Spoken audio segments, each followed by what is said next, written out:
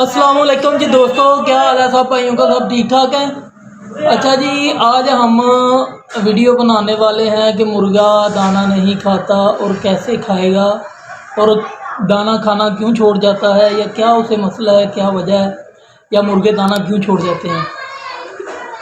ये बात है भाई, बातों का ना हम दाना मुर्गों के आगे यानी कि रख देते हैं, ज़्यादा देर पड़ा रहता है। उसकी वजह से जब अज़ाफ़ी खुराक जानवर के आगे पड़ी रहेगी ना, फिर भी मुर्गे यानी कि दाना खाना जो है कम कर देते हैं, दाना अच्छे से नहीं खाते। और बातों का हाजमे का निज़ाम भी ख़राब हो जाता है, ये भी मसला आ जाता है। यानी कि हाजमा जब ख़राब हो जाए तब भी ये मसला आता है। तो हमने करना क्या है, सबसे पहले तो हमने मुर्गा यानी कि केज में बंद कर दिया, और बंद करने के बाद उसकी खुराक की यानी कि टाइम टेबल, खुराक का दाने का या पानी का एक टाइम टेबल रखें। यानी कि सुबह को डालेंगे पानी और दाना, जब वो अच्छे से खा ले उसके आगे से दाना भी उठा लें, पानी भी उठा लें। फिर एक टाइम टेबल होगा शाम को, जब यानी कि बंद करने हैं या उसके बाद आपने निकालने नहीं है, दिन को या रात को एक टाइम वह यानी कि 10 घंटे के बाद या 12 घंटे के बाद आप दोबारा उसके आगे वो खुराक रखें। वो जितनी खाए अच्छे से खा ले, पानी भी पी ले, दाना भी खा ले। अज़ाफ़ी जो खुराक है ना, वो उसके आगे से आपने उठा लेनी है। तो इंशाल्लाह इससे भी आपका मुर्गा जो है खुराक अच्छी कर जाएगा और दाना खाने लग जाएगा। और दूसरा मसला ये है कि अगर आपका मुर्गा या मुर्गी या चूज़े हैं, उनका यानी कि मैदे का मसला है, हाजमा अच्छा नहीं है, उसका हम क्या करेंगे, क्या उसका हल है? उसका हल ये है कि सबसे पहले आप अपने मुर्गों को साफ़ करें भाईजान, उन्हें गुड़ दें या डेंटल वगैरह दें, उनका पेट साफ़ हो जाएगा। उसके बाद फिर यानी कि आप हल्की ग़िज़ा से शुरुआत करें, फिर आप कोई भी ग़िज़ा उन्हें डालें।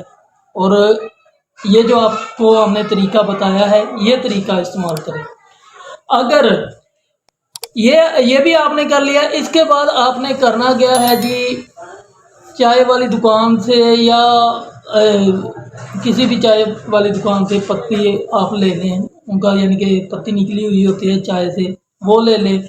या फिर आप घर में पत्ती ज़रा थोड़ी ज़्यादा मकदार में उसे पका लें अच्छे तरीके से पानी में।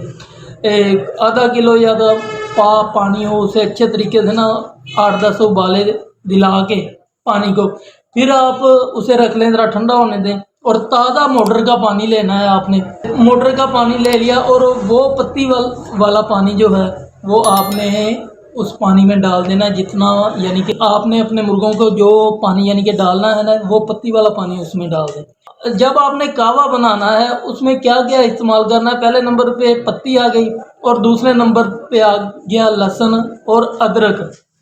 लहसुन अदरक ये भी आप उसके अंदर ऐड कर सकते हैं। और दार चीनी मिलती है यानी कि पंसारी से या आम दुकानों से यानी कि मिल जाती है दार चीनी, वो थोड़ी उसके अंदर यानी कि ऐड कर लें। और एक छोटी इलायची ये भी उसके अंदर यानी कि ऐड कर लें और अच्छे तरीके से उसे पकाएं। और बाद में उसे सादे पानी में डाल के जितना यानी कि आपके मुर्गे पानी पी सकते हैं उनके आगे रख दें। इंशाल्लाह इससे एक तो आपके मुर्गा, और हाँ एक चीज़ मैं भूल गया, सॉरी भाई, और थोड़ी सौंफ भी आप उसमें यानी कि ऐड कर लें तो बहुत अच्छा है। इससे आपके मुर्गे की यानी कि भूख भी बढ़ेगी और हाजमे का निज़ाम भी सेट होगा। और ये रोज़ाना अपने मुर्गों को डालें, पानी की जगह पे ये थोड़ा सा कहवा बना के ना आप ज़्यादा पानी में उन्हें डाल के दें, इंशाल्लाह भूख भी बढ़ेगी। और भूख बढ़ने के बाद काफ़ी सारी बीमारियों से आपके मुर्गे यानी कि पाक भी रहेंगे। ये समझ लो कि एक एंटीबायोटिक तरीका है और ये आपके मुर्गों को बहुत ही यानी कि मुफीद है और बहुत अच्छा रहेगा।